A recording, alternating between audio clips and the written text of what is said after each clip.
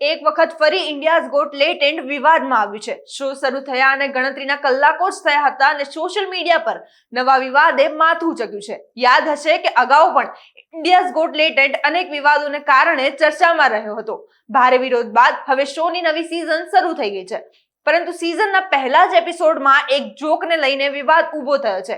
Donald ટ્રમ્પની mimicry દરમિયાન સ્પર્ધકે Jeffrey એપ્સ્ટીનના ટાપુને લઈને ટિપ્પણી કરી હતી. જોકે સાંભળ્યા બાદ સ્ટુડિયોમાં હાજર લોકો હાસ્ય અને તાળીઓ પણ પાડી. પરંતુ સોશિયલ મીડિયા પર ઘણા લોકોએ સવાલ ઉઠાવ્યો કે શું આવા ગંભીર અને સંવેદનશીલ મુદ્દાઓને કોમેડીનો ભાગ બનાવવો જોઈએ?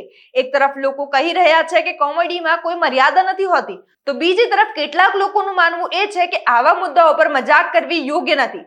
સૌથી મોટી વાત એ છે કે જે શો અગાઉ પણ વિવાદોના કારણે ચર્ચામાં રહ્યો હતો તે ફરી શરૂ થતા જ નવા વિવાદમાં ફસાઈ ગયો છે. તો શું ઇન્ડિયાઝ ગોટ લેટેન્ટ ફરી એકવાર વિવાદોને વંટોળમાં ફસાશે કે પછી આ માત્ર સોશિયલ મીડિયા પરની ચર્ચા પૂરતી જ રહેશે?